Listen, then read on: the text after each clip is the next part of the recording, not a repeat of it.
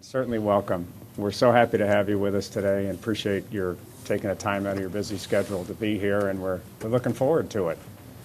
And do you have colleagues that you'd like to Yes. join? I have with me Catherine Taylor, who works with me at the School of Education at the University of Michigan, who's been providing me support throughout this task over the last months. So. And Joseph Martineau, who's a member of the council, is here. Yes, and you've met here recently. I had a chance to pop in and really Yeah. appreciate your leadership on it. Very thoughtful and probably not rewarded enough. So that's one reason I think John and the board were hoping to get you to come here today and with a status report and as you see fit. Yeah, so I haven't had an opportunity to address you before, so good afternoon. I'm really honored to have been asked to come here. Can you hear me fine? Mm-hmm. Yeah. I thought that what I would do is just try to orient you to the charge and what we're up to and what we've been doing, give you a sense of where we are, and then leave plenty of time for you to ask me questions. We're in the home stretch, and obviously there's some aspects of where we are that I won't be able to talk about today, but I should be able to give you a pretty good sense about the way this is coming out. I actually wanted to start by, first of all, focusing you on the title, which is that a central principle of the council has been to use the mandate of the legislation to build what we consider to be an improvement-focused oriented system. And I'm going to try to detail for you what that means and what that will require of us as a state if we were to realize that goal. And to do that, I actually wanted to start with an op-ed piece that some of you have heard me talk about before, but I think is worth going back to, and it was one that appeared in the New York Times last fall. Nicholas Kristof, who often writes about education, I don't always agree with everything he says, but in this case, thank you. He wrote this very strong op-ed piece that began with a quote that I included on the slide, in which he argued that the most important civil rights battleground today is education, and likewise the most crucial struggle against poverty is the one fought in schools. And if you missed this piece, I urge you to go back and look at it, because as a scholar of schooling, I find useful in his article that he compiled the best, or at least a good sampling of the best social science research that produced findings that I find inspiring and humbling. The inspiring part is that he compiled the research that shows that teacher effects are large. By that I mean that the effect of a skillful teacher on a child's life chances and progress, nothing short of that, is dramatic.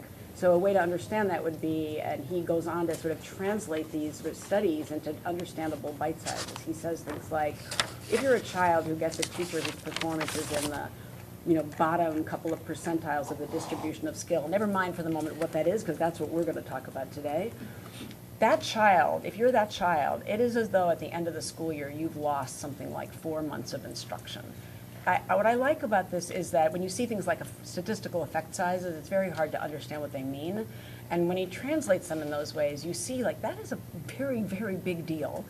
And he says similarly that, for example, if you get a teacher who's in the top, say, quintile of teachers' skill, it is as though similarly you gained something like 3 to 4 months of instruction. So these are non-trivial effect sizes. And a further thing to appreciate about these studies is that what they're showing us is that we all have theories about what explains children's learning across a school year, and if I asked you, you would name a lot of them. Everyone can, whether the kid comes to school, whether the child is well fed, whether the parents are involved, and lots of things that we think are important. But what these studies do is they compare different factors in explaining variation in kids' achievement, and what they show over and over is that skillful teaching has the most powerful effect at explaining variation in achievement. I, as a teacher and as a teacher educator and as someone involved with educator evaluation, find that, as I said earlier, inspiring, because what that suggests to me is that efforts to improve the quality of teaching are, as Kristof argues, a civil rights issue. They are a way to ensure that all children are getting skilled teaching, and we are, I'm sure I don't have to tell you, quite far from that in this country. Kristof does something in the op-ed that I fundamentally disagree with, and that is that after doing this nice job of summarizing the research, which I commend to you, he says, so clearly this is the problem we have to solve is we have to find those really weak teachers and get them out of the classroom. I think he's wrong. That's not a very difficult task, and we're talking about a small fraction. Even he says that. What's actually the problem for us is to figure out what those teachers are doing who are adding so much value to kids' experience in school. What are those top quintile teachers doing? What are their skills? What are the things that they do every day in the classroom? That's what we're not doing as a country. And furthermore, after we know what those things are, we will have to help people learn to do them. We will have to help people learn to do them, and Christoph doesn't seem to understand that. So what that means, and I think what inspires the council's work, is that we need to figure out what highly skilled teaching is, and we need to make sure that a very large number of adults knows how to do that. Because in fact, I think you know, teaching is the largest workforce in the country. You don't get to skilled teaching for every child in this country or in this state or in Detroit or whatever place you want to name. You don't get there just by going out and searching for people who know how to do that. That just simply will never work because we need so many people to do this work well. So we took the opportunity to build and to recommend an educator evaluation system as an opportunity for the state of Michigan to lead in this respect, to be a state that would get it, that skilled teaching matters, and that what we most need to do is to find a way to improve the quality of teaching at scale in a state the size of Michigan. That's what we took to be our mandate. Just because I like to have a little fun with you, I'm going to do something just to make you understand, if you don't already, that what I mean by skillful teaching is something that you did not walk off the street knowing how to do. I'm going to put you in that position. And some of you have lived through this with me before, so you can hold back a little bit. But I could actually ask you to do something real, like get up right now and lead a discussion of 30 first graders. And except for those of you who have done that for most of your career, you would fail at it miserably. And you wouldn't do any better if I offered to pay you a lot of money, by the way. Just if I said, okay, you know you can make $1 million if you lead this discussion well, you won't be able to do it. Or if I said, here's a child who's having trouble learning to read, could you quickly figure out what it is the most likely cause of the difficulty this child is having? Just because you can read doesn't mean that you would have any idea how to figure that out easily. So we're talking about real practices that good teachers learn to do that make a difference for kids learning, and that being really smart or really well educated or a really good business person or any number of other competent things does not get you into being able to do that with kids. So I'm going to give you a relatively simple example of that just to show you what I mean. And the example I want to use is to show you the difference between being able to do math and knowing it well enough to teach it to somebody else. Now, to be clear, in this example, I'm not asking you to try to teach it or try to explain it to child or anything like that. I'm only asking you whether you know the math well enough, okay? Now, I wouldn't pretend to ask you right now to teach this math.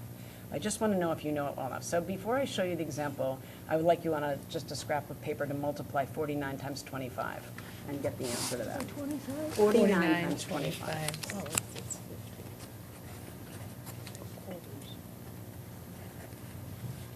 The gallery can do that too.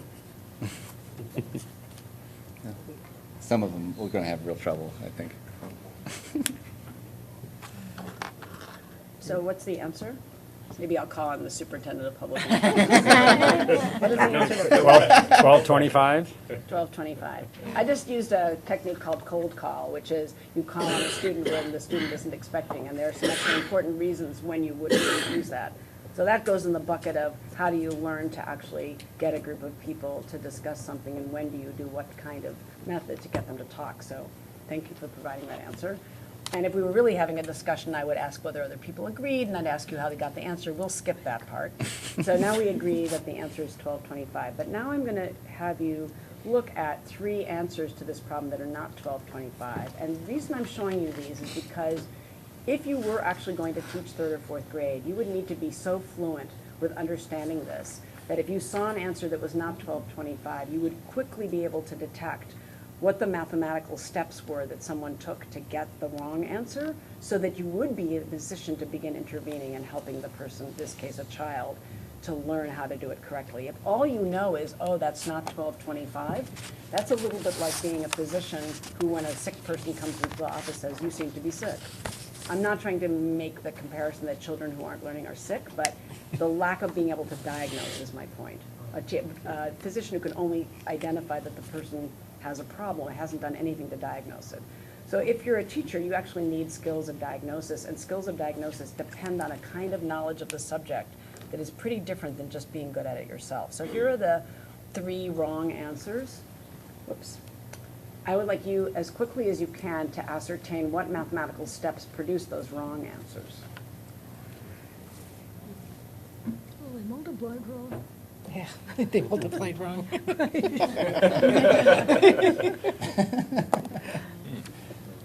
That's interesting. If all you know that they're wrong, it doesn't put you in particularly good stead. You don't really know the math well enough in that case. Well, they get 100. That one didn't align. 108. That one didn't put, And do they add- they're not aligning them. Well, they multiply. Yeah. How wildly different. I'm an ex officio member, so I don't get to participate. Get the pressure off of you right now, Craig? He's new to the school. You're looking at my new cold call on you. But we don't want to take a lot of time with this because you really want to hear about educator evaluation. And besides which, my point here, in fact, is that to know the math well enough to teach it, you can't take lots of minutes to figure it out. Because if you have a child in front of you who does something, you actually pretty quickly have to have a good guess about what might be going on so that you can ask a question or decide what you might do next. So would anybody like to comment on any of these? Yes. Which one would you like to comment on? On C, Okay. it seems that the child did 50 times 25 for the first answer, and then instead of subtracting a 25, added a 25. And why might somebody add the 25 instead of subtracting it? Confusing the analog, the procedure. Normally, when you see this, you're adding your sums, and so it's used the wrote it wrong in the right. Yeah, so you are writing. used to the algorithm where you would Yeah. add together the partial sums and get an answer. Yeah. The other possibility, that's quite good. The other possibility is that the person thinks He's a 49 doctor. is less than 50, and so you have to go up to get to 50, and so you would also similarly go up. But that was, you did a great job of that. We'll take time for one more. Does anyone want to venture into either of the other ones? Let me just stop for a minute. How many people in the room think that they could explain A and B? Anybody? Well, and B. they forgot to add the So my point right now is, if you notice, this is a room full of very capable people. I don't know who you all are, but I. In charge of education. And This is you don't know this math well enough to answer this question. The reason I'm showing you this right now is because when we say we want to produce skilled teaching at scale, we mean things as mundane as this, like actually knowing the content well enough to teach it to someone else. And that is different than being able to do the content. And this, I picked this because it's like the most basic of examples. Oh, We're not yet thanks. talking, can you run a, well, can you run a discussion, or can you talk to parents productively, or can you diagnose kids' reading difficulties, or can you tell them the textbook is wrong and you need to modify it? Those are the things you really have to do to be skilled, but you also have to know your content well enough. So I like this example because it pushes smart people to realize, like, there's a little more to it than what we sometimes think. So I'll just tell you one of them. So the first one, A, does someone want to do A? They didn't Okay, carry Kathleen? the 4. I've got What? B. Yeah, I got B too, I think. Can you explain that, Yeah. Kathleen? Well, B, I think, is 25 times 9, and then 25 Now I have an times- unruly class where people are talking about different problems at the same time. Go ahead, Mr. Superintendent, what are you saying about B? Well, I mean, from the student's point of view, it's 25 times 9, and then add 25 times 4, and somehow in their head. And what's get- wrong with that? Oh, nothing, from my point of view. Well, actually, most of it is right, because you can multiply upside down. Multiplication is commutative, so it's fine to go 25 times 9. And so what went wrong with this? Because the answer is not 325. What went wrong, Dan? Well, they didn't add the extra place, the extra 0 on the second line. Right, and probably if I push Dan on that, he could explain that really what he means to be saying is that 25 times 40 is 1,000, and not 20, it's not really 25 times 4. So, and the first one, many people think is 9 times 5 is 45, and that the child may have written 40 and didn't carry. That's actually probably not what happened. Probably it's 9 times 5 is 45, you do carry the 4. But if you add that 4 to the 4 in the 40, right away you have 8, and 8 times 5 is 40. Similarly, 9 times 2 is 18. If you carry the 1 and add the 1 to the 4, then you have 5 times 2 is 10. And you know that you're not supposed to add the carry in right away, but it's perfectly reasonable that a child would try to do that, because when you add multi-digit numbers, you do add the carry in whenever you want. So this was a long example. Thank you very and much. for We'll be letting going me to the next get item it. now. But again, my Sorry. purpose of showing this is to get back to something a little later, which is just like telling a child you got the answer wrong and then thinking the child will learn doesn't work. It also won't work to simply say to teachers, you're underperforming, now get better. So I want to come back to that a little bit later. So we want to make skillful teaching common in the state, not something unusual. Most people, if you ask them how many times do you have a highly skilled teacher, they tell you, oh, my high school English teacher was amazing, but most people can't name lots of teachers whom they felt were good, and that is not because we have the wrong people. That is because we do not have a system that helps to support skillful work. And the two things that we really need that educator evaluation could help us get are evidence-based systems that provide feedback for improvement, actually useful feedback. So useful feedback isn't you are an underperforming teacher. Useful feedback is the way that you organize whole group discussions makes it really difficult for most of your learners to track on what's happening because of the way you're using the board, as an example. The second thing is, and it goes with my first point, you would have to have targeted professional training that's focused on things that are the highest leverage practices of teaching, like leading a discussion or diagnosing difficulties. And you would also need opportunities to learn content in a way that you need it for skilled instruction. So it doesn't matter how many requirements we all make for how much content people have to study.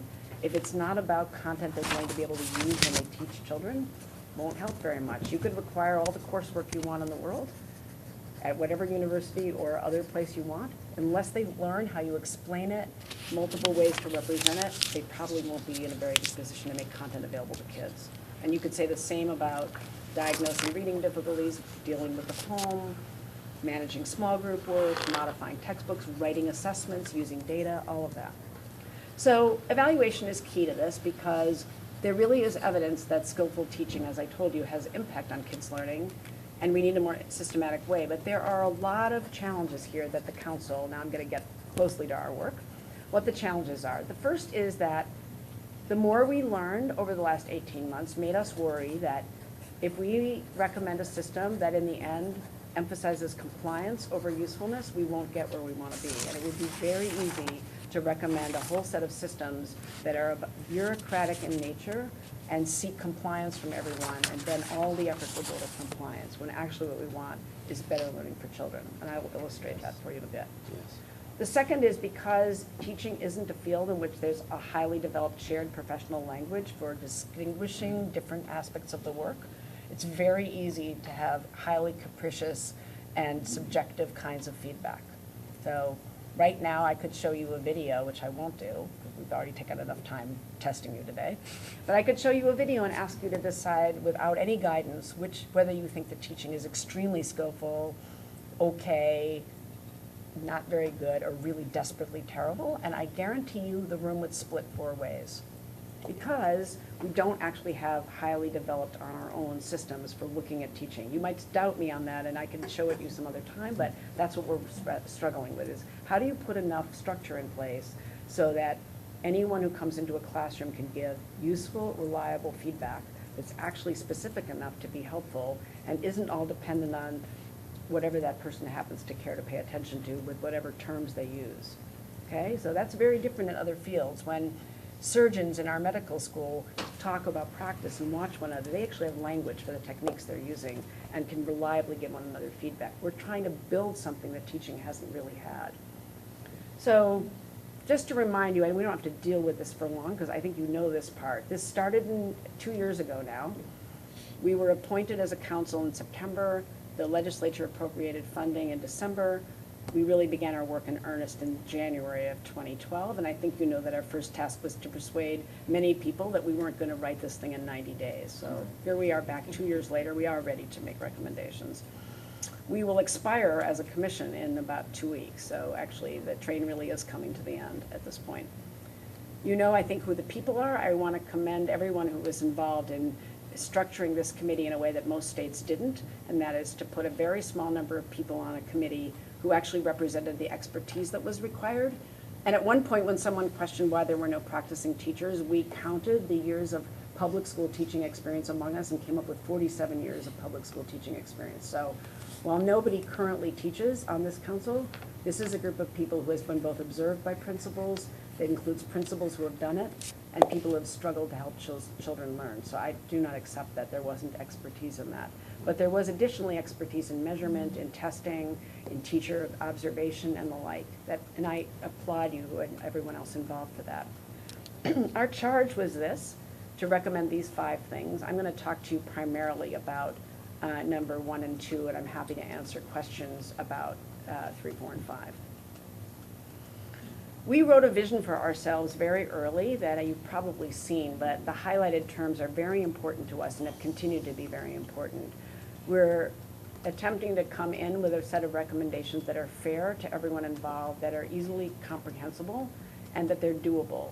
Doable includes everything from affordable to can be done in schools as we currently have them. So I'll say a little bit about that in a moment. But we were juggling all the time. How much money will there be? How much time is there for this? How could it be done in ways that are actually fair and not, as I said earlier, capricious?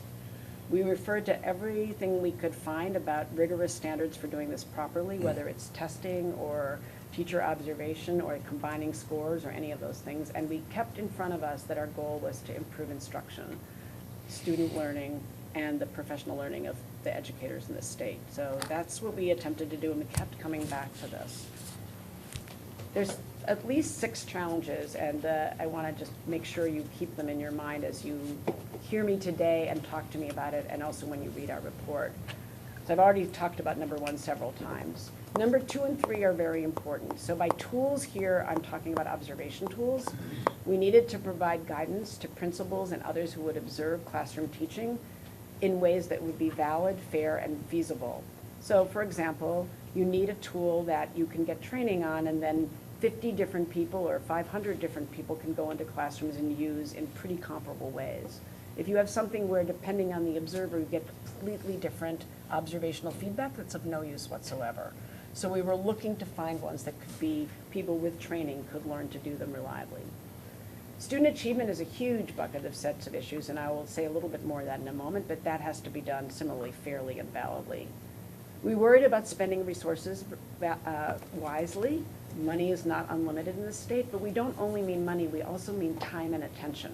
So there's a lot of stuff to pay attention to in public schooling, a lot of things about student learning. If all the attention and all the time gets spent on teacher evaluation, frankly, we won't get where we want to be because not enough time will be spent on teaching or improving instruction or teacher learning.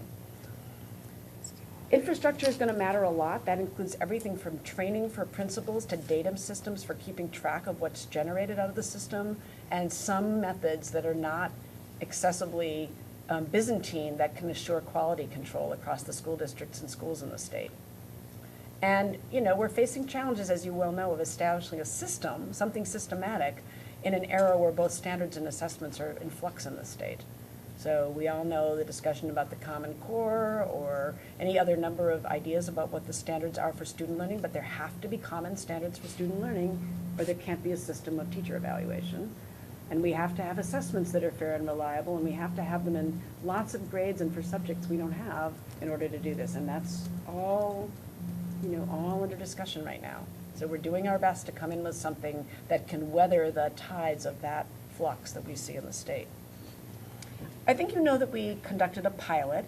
That was after we succeeded in persuading everyone that we couldn't do it in 90 days. And the pilot has been super useful to us. The purposes included just trying to learn more about the things we had questions about. I'm not going to go over all this because I think you know about it. But it also enabled us to comply with our application for a federal ESEA waiver so that we could actually have the time to come in with defensible recommendations.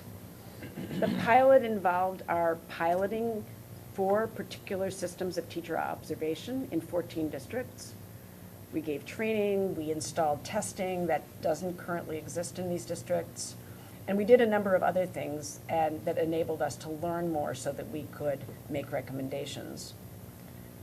The pilot study enabled us to learn all these kinds of things, like how this really works in a real school setting. It enabled us to get feedback from teachers and school leaders. We could try how reliable different systems were of observing or of measuring student growth, figure out something about the resources involved, you know, how well does it work in different settings to, you know, use the computer-based tools, or how will data be stored. and get information that would help us develop recommendations about our fifth charge, which had to do with, quote, waivers, or what if districts want to do something that's very different than what the state recommends. In case you didn't see this, here are the districts who participated in the pilot. When we show this and the particular observation tools, some of you are familiar with these and some of you may not be. These are 4 tools we chose after considerable research around the country about which seemed to us to be the most robust and worth piloting. I'm really grateful, as my colleagues are, that these districts participated. We've learned an enormous amount. The study was conducted by the Institute for Social Research, an independent firm from us, but they have given us feedback and updates all year long about what they're learning on the ground from teachers, from principals, from the effort to try to do this. Every district that participated was using a tool it wasn't familiar with, so that we had a chance to learn what's the learning like. You'll see that it underrepresents our big urban districts. We only could select schools that volunteered to participate or districts that volunteered, so we selected from those. This isn't a representative sample of Michigan. It does represent the fact that we do have lots of small districts in this state. That is something we're representing, but it was a whole lot better than doing no pilot. We don't claim to make generalizations from this, but we learned a lot that I think would put us in much better stead than have we done it without. We had a set of design principles overall that are, I think, familiar from everything else I've said. We had design principles for the observation tools as well. I'd like to call your attention actually to a couple of things on this slide. One is that the tool has to be aligned with the national standards. A second about it being aligned to improvement. So you could look at 2 different tools and one would simply tell a teacher, you're not doing this specific thing well, whereas another tool says this is the thing you're not doing well, and those are different, and we looked for ones that give specific kinds of feedback. It's really important that the demands be feasible, and this is not a minor point. So one thing we learned, for example, probably won't surprise you, is you get much more reliable estimates of the teacher's skillfulness the more often the teacher is observed. The less often the teacher is observed, the less reliable is your prediction, because if you come to my classroom on one day and it happens I'm teaching something that I haven't taught before, it's actually really difficult, and I misjudged what my children brought to it, or a lot of them are sick and absent, or who knows what, you get one impression of my teaching, but if you come 3 times, you get a much more reliable estimate of what my teaching is like. So the more the better, there's a limit to that, but 3 to 4 is really, really good. We can't recommend that principals in this state are going to observe every one of their teachers 3 to 4 times. So that presents a conundrum of how we get reliable enough observational data without making the thing just break its back. So that's an example of what we mean by feasibility, and we have to struggle with that in our recommendations. On student growth, there are many problems here, but among others, we need a way to deal with the fact that there are many subjects and many grade levels at which we don't provide state-centered tools for measuring student growth. So although it sounds nice in the sort of surface level discourse to say we're going to measure growth of all the students, it varies terrifically whether we actually provide any systematic tools for measuring that. And it's very important to understand that what this is about is not just measuring learning, which is what a lot of people think it is. That sounds like what we mean. Because this is about teacher evaluation or principal evaluation, what we're trying to do is associate instruction. What part of student learning can be attributed to the instruction? There are other things that account for changes in kids' learning. For example, if a child moves many times during the year, that is going to have something to do with whether the child learns. If it keeps changing curriculum and keeps changing settings, the child is out a great deal. This goes back to where I started today when I talked to you about teacher effect. So when we look at student growth, it has to be fairly associatable with teaching. But it's more complicated than that. For example, when I was a full-time teacher, I taught in East Lansing Public Schools with many children who didn't speak English as their first language. My children were taught English language arts by at least 3 different people. Me, someone who helped them with developing their English skills as they were English language learners, and someone who worked with them on reading difficulties. And all of us were contributing to their reading growth. It's not a simple proposition to say which of one of us contributed what proportion of their learning of reading that year, even if they were in school every day all year and didn't move. So, and I could go on and on. If you're teaching, industrial arts, it's different than if you're teaching French or you're teaching math about what it is to measure growth. So we had to explore ways to find equipment that could help educators reliably and in a more disciplined way account for student learning, even in some of these conditions. So in the end, the recommendations of what we're building we're striving to have them maintain our commitments to this. We're seeking to recommend something back that we think has the highest probability of moving the needle on the feedback that teachers get and ultimately the learning that our students do. We're trying hard, and this is, I think, the hardest central piece that you'll see in our report, is how to balance building local capacity, since we do have big variation in the state about districts and schools and educators, and in the end, this actually has to be something districts are capable of doing. However, to get there, we also want things that are central, that the state pays for on one hand, but also says are essential on another, both of those things. And we do want, that's what we were asked to provide, was a way for Michigan to have a system, not for every district to build its own system. We actually know that if every district builds its own system, it won't be fair, it won't be reliable, it won't be valid. It's very hard to build these things on one's own. So in fact, many districts will have to do things in common. But if everything is centralized, it will A, cost too much, and B, go back to what I said at the beginning about being compliance-oriented. So we want to maximize the cost-benefit ratio such that the resources are more spent on improvement than on regulation of everything. But that's a balancing act, because without some regulation, we'll have what we have now. So that's the tension. The timeline is roughly this. We will be finalizing our report in the next couple of weeks. We will get some external review so that when you and everyone else to whom we submit it reads it, you'll know that not only did we consult with people around the state and around the country over and over, but we asked people to review our final report so that you have some assurance of quality. And it isn't just, the 6 of us and we say that we're experts, but that others who know a lot have reviewed it and have said that what we've come up with balances the challenge as well. What we hope then, and this is less in our control, is that the legislature will act swiftly in the fall to turn our recommendations into implementable policy, and that during the coming school year, schools and districts will be able to begin focusing on the necessary training, as well as competing for bids from vendors to get the tools in place in the state, that we will be able to launch in a staged manner the educator evaluation system that we hope in the following school year. That's still a very ambitious timeline, and note that it is different than other legislation that's already in place that declares that every school district will have a defensible system now. These things are two trains running on different tracks, but if you buy the vision that we're about, then it is very important to get this timeline aligned in the state so that the messages that we're sending to schools, to educators, are actually more consistent. If we do that, my colleagues and I think feel confident that Michigan could build a system that's better than most of the states we looked at, maybe all of them. But it will really take a concerted, I think, across the aisle effort to make this work. And we really hope that you, in your role, will help to support that. And I'd like to leave the rest of the time for questions, so. Thank you so much. This was great, and who'd like to start? I'm going to defer my comments and let Dan, please. Wow, it was great. That was great. I'm so excited.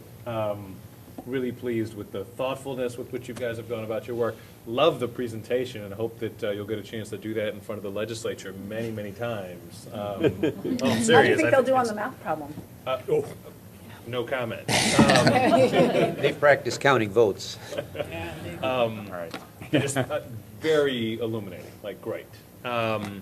2 quick questions. One is, I just want your thought or reaction to this. So the piece about Christoph at the very beginning, and once you got through the kind of commending the summarizing of the research, your point about disagreeing with the notion that we've got to figure out how to weed out the worst performing teachers in favor of supporting everybody adopting some of the best practices of the highest performing teachers. I'm wondering if those two are mutually exclusive in your mind or not. I just thought it was an interesting juxtaposition, and my initial reaction was, well, couldn't we do both? But I'm wondering if maybe, I'm sure you've thought about it.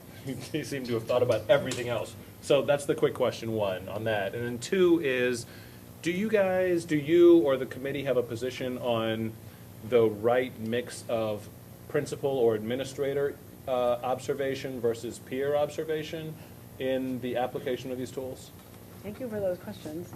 On the first point, no, identifying very weak teachers is not mutually exclusive with identifying what practices highly skilled teachers engage in. My point was more that Christoph said our biggest problem is finding those weak teachers. It's actually not a big problem. If that's all that you or anyone else in the state wants, you don't need this at all. You don't need this system.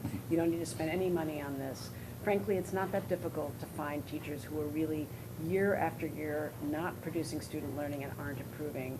What you need is actually to make it possible to have people like that leave the profession, leave schools. We need to make that possible to fire people, and everyone has already talked about that. It's not hard to find them. We're talking about, every study we look at, the most you're talking about is 5% of the teaching force. I mean, they usually don't. Most people would tell you, and I'm not being flippant, that the custodian can also often tell you from just hanging around and listening who the teachers are, who year after year are mean, are not helping kids learn. What we're concerned with is the next group up. There's another group up who are not that bad, but they're good at some things, they're really not very good at others, and they're not improving, and they're not getting support to improve. Maybe they're being told they're not very good, but nothing is really happening that's specific. We need a system for identifying those people and saying to them, these are the things you have to work on and you really have to improve, and here are some of the things we know that are going to be most important to improving your performance. Then there are lots of other people who we currently call effective. I think that language is getting in our way, who are doing in many ways lots of things well and doing other things they need to learn to do better. And if the Common Core comes back or whatever it is we have, they're going to have new learning needs. We need a system that gives them lots of feedback and identifies the highest leverage things for them to get better. And so what I was arguing was, we want a system that can take the people who are really going to stay there, who we're not going to be firing, frankly, and they need a really much more robust system of improvement that is really about getting them better and better, because they are there to teach our students in the state, and we do not have a system now to do that. We're so worried about finding these underperforming teachers who are a very small fraction, and I'm confident of that we're not concentrating enough on the pretty weak people who need a lot of intervention, and the others who could all get better. Even the very best teachers in our state would tell you, if they didn't think this was all about something threatening, would tell you that there are lots of things they'd like to be better at. So we're trying to shift the system toward that without giving up that there are some people who really shouldn't be with kids. We just don't think that's the biggest problem. Great. Does that make sense? It does. Yeah, thanks. Thank you. On your second point, she wanted to know about the balance of observation. So I'll just say that is one of the more controversial topics, because pretty clearly, in order to get enough observations, two things: to get enough observations of teachers and to ensure that the people observing have subject matter knowledge expertise, it would be very helpful to have master teachers or department chair, or you'd have to decide people who are practicing teachers who have expertise in the specifics to do some of the observing. And there are people in the state who think that's absolutely right, that principals should do some, and it should be added to by people who are bringing some other kinds of expertise, and there are others who worry about that. I think the Council on Balance thinks that it would be useful to advance that possibility in whatever way possible, because it's the only way we can see that teachers will get enough observation to get good feedback and enough expert observation. But balancing that, depending on how high stakes this is, will take some work. Great. Thank you. Cassandra, then Michelle. Well, first of all, thank you very much for all the work that you've done and your team has done. I think this is, this really puts our state far and above what other states are doing, which is fabulous. Focusing on that balancing act for a moment that you were just talking about, you alluded to a couple of issues of concern, I think, in your presentation, one of which being, that there are multiple people who might be part of a student's progress. And if you just use an assessment, you can't really delineate who those individuals might be. And then also, one of the concerns that we tend to hear from teachers a lot is, with all of the assessments we do and the change, it's always a moving target. Every time they think they know what their priority is, the legislature or the state board or someone steps in and says, no, this should be the target. and then it's always kind of moving. And then you couple that with legislation now that says that a certain percentage of your evaluation has to be determined by student data, student assessments, things like that. How do you play that balancing act so that what you and your team come up with is something that will be stable, but also isn't impacted by the changing measurements and the changing data, and and allows teachers to be comfortable with the evaluations that they're getting. It just seems like it's a little tenuous, and how do you kind of overcome that balancing act? Just to be clear, the legislation requires that student growth be an increasing percentage of a teacher's evaluation, but doesn't specify what the source of student growth measures are. Okay. So what we actually have to do is to put in place recommendations about disciplined ways to track student learning that can be associated with the teaching, some of which can come from standardized tests, but quite a bit of it is going to have to come from other sources. And if we don't say something about what it looks to do that well, we'll be nowhere better than we are right now. So you're quite right, and it's an important observation that every time we change all of this, it makes it hard to get stability for children because their teachers are jumping all around, and understandably so. So we're facing that very challenge. I don't have a complete answer to you because just yesterday in our meeting, we were talking about the uncertainties about exactly what assessments will be in place in the state 2 years from now. But we have kept our eye on what to say in principle about what high-quality tracking of growth can look like and how that can be done even in subjects where we were unlikely to have testing anytime soon, and how that would be different from just saying, oh, everybody's doing fine, or looking at their grades or something that isn't actually a measure of their growth. So I don't have a complete answer. You've put your finger on one of the key issues, and we're trying hard to come in with a set of recommendations that can guide improvements in the way we do that. I mean, one more comment, to Thanks, be Jen. fair, for this to work, we'd have to have the patience to think it might take a few cycles of building an educator evaluation system before it would work perfectly. If it's expected to be on the ground working everywhere perfectly next year, the chances that we'll be doing something different again in 3 years is very high. If we're willing to say it might take several stages to get to a point that Michigan can have what you just said, one of the best systems in the country, we might have to plan to stick with it for a while till it gets better and better. Michelle, please. Kathleen. My concern, it was a couple of things. And by the way, I am also really impressed with your ability to to bring to the fore how complex this issue is, but how important it is, and with the hope that we can actually move forward, even though I think the legislation underlying this was well-conceived, but it's just me. But my concern is about how to control for bias, and I come from, and I speak because I've spoken to teachers that have been fired recently based on one evaluation of a superintendent who has very little classroom experience and no curriculum experience in the subject matters where he was doing the evaluation. So, and it seemed very personal in who exactly was chosen. So I don't know if there's anything that can be developed within the evaluation system to have some checks and balances, so it's not heavily reliant on just one person, and if that's something you've done, and if you could speak on that. And my other question is related to that. How do you control for some of the other variables besides teaching? Is there some way that you've weighted, if there's a high degree of, I don't know, some people use the free lunch or the people who move, the transfers. There's just some way that's controlled in this evaluation process. Let me take your second question first. I Okay. mean, value-added models, which are different collections of statistical methods for doing exactly that, is one of the things that's not very well understood by the broader public. And that is what they do, is to try to isolate the contributions of the teaching to student learning. So the challenge is how to do that in the best possible way, and how to measure these other variables, and similarly, when you don't have standardized tests, what to do that's approximating that. So that is what value-added growth is supposed to be Okay, so about. it's It's just easier to say that you're going to do that, but that is the goal. On the question of bias, which is those are related questions you're asking, that is the reason that we will be recommending that there be brand name observational tool in the state, because what we've seen, we've heard those stories as well, is that the homegrown observational guides don't provide enough discipline or enough reliability or validity for their teachers to get unsubjective observational feedback. That doesn't mean there's no school district in the state that might build one that would pass muster, but we will be recommending a set of guidelines for what it is to be good enough, so that if a district really believes it has one, it will have to establish that it has the research base that these, these more broadly developed and research-based tools have. And the purpose for requiring training and multiple observations and a tool is precisely what you asked about. Because once you're using a tool and you're trained and it has to be inter-rater reliability, then you get much closer to what you're talking about.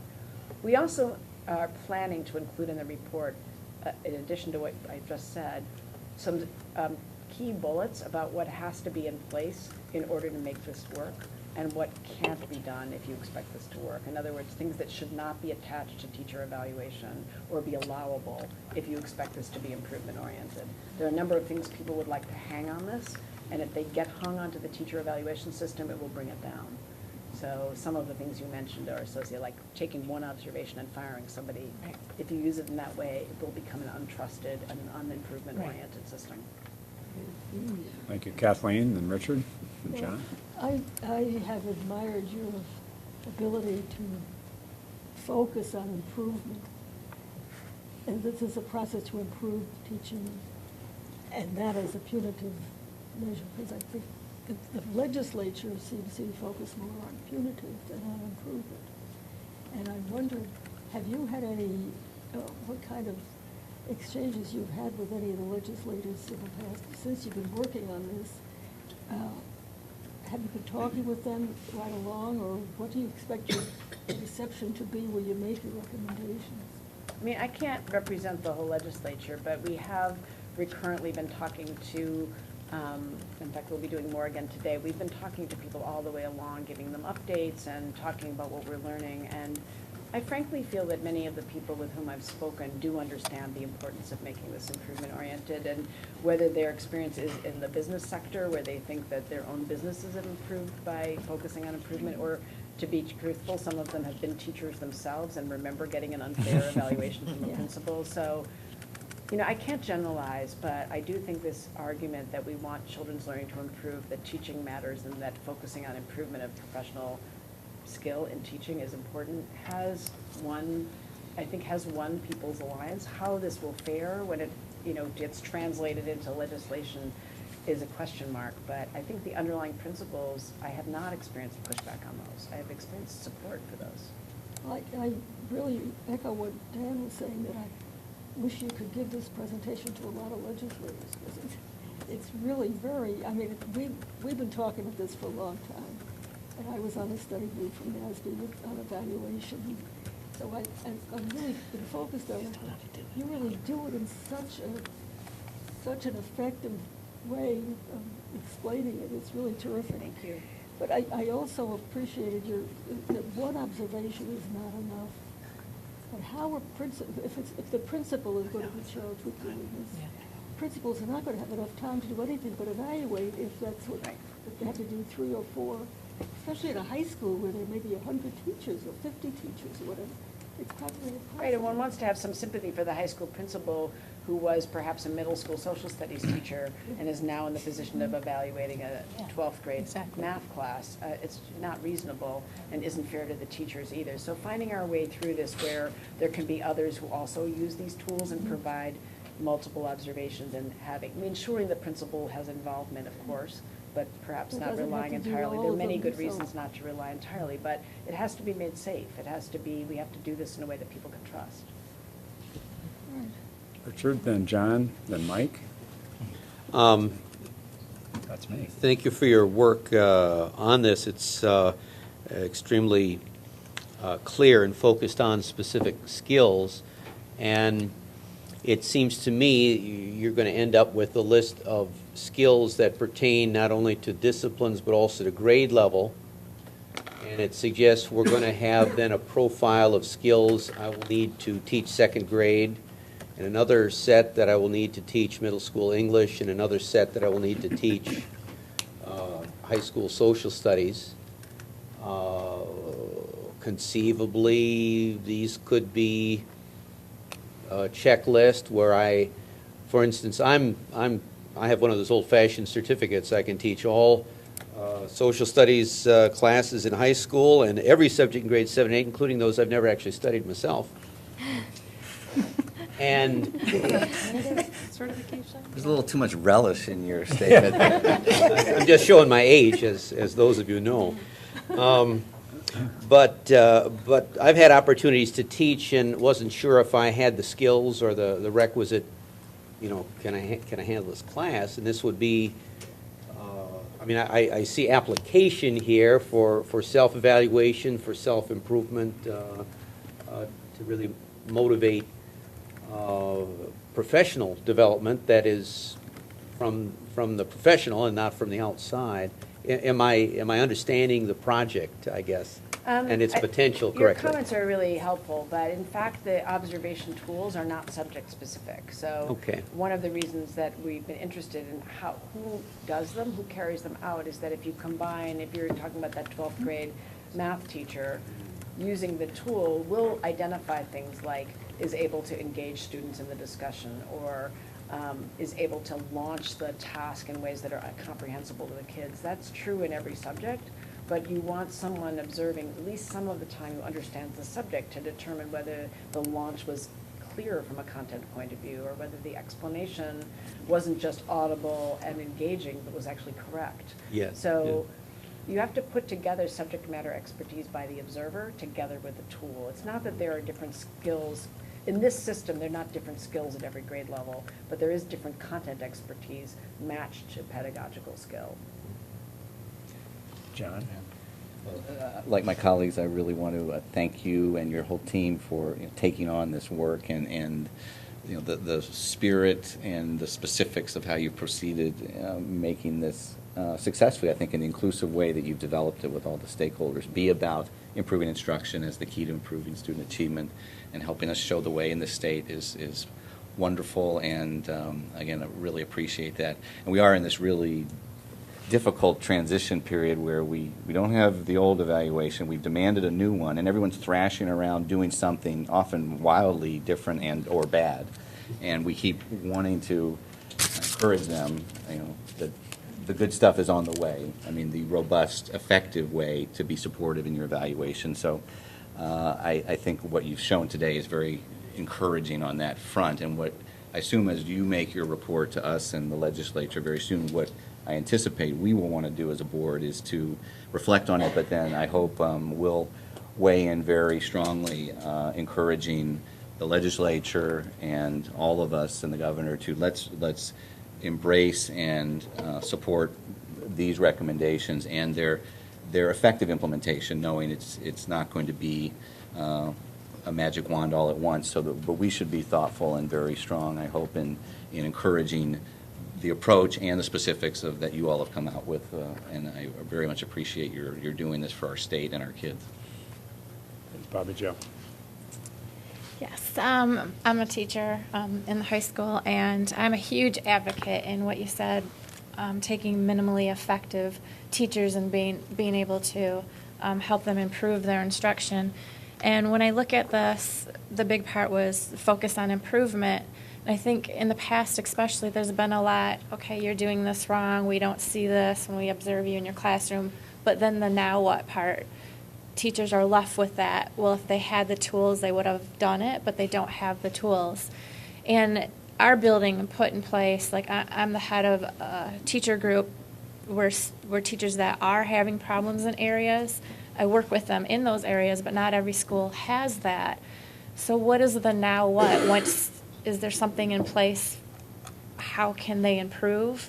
I know there's some in-task type standards where here's what you could do if you're not doing well at the discussion thing, or is it just left up to the schools? Well, one of our strong recommendations will be that for this to work, we'll have to be coupled with different forms of targeted professional learning opportunities. So that could be, schools may have somebody like you that's a, very useful kind of resource, a professional resource, but the state could also, if we don't spend all the resources on educator evaluation, there could also be workshops and institutes on particular teaching practices that many people need to improve on. There are other states that have done that before, and we're smaller than some of the states that have tried to do that. So that's one reason we don't want to use up all available resources on evaluating, because then we'll be, like you just said, nothing left for actually learning to do it. And a fallacy seems to be if you just tell people they're not doing well and tell them to do better, they'll do that. But I think in most sectors, you can't imagine if I told you needed to jump, an 8-foot high jump, just telling you to do that or offering to pay you a lot wouldn't get you to do that. People need opportunities to learn. I think that's what the public often doesn't understand. Teaching requires learning, so we will have to provide that. One more, Kathleen, yes, Yeah, please. I wanted to ask, are you making any recommendations, Deb, about training the observers? Yes, that will be a requirement of the system. The system doesn't work. These tools by themselves don't get you there. There has to be training and calibration. That will be a requirement. The vendors do provide that. So part of what if this goes forward, what the state will be in a position to do is to put out bids and do something that's financially feasible, but all of the systems are accompanied by training. And we will recommend that has to happen recurrently to refresh it and to check the interrelated reliability. That's good. So to stay within the time that you agreed to come, I did want to just offer a few concluding comments. First of all, Deborah, Dean Ball, you're just a treasure for this state. If people haven't seen this today, most of us knew that beforehand.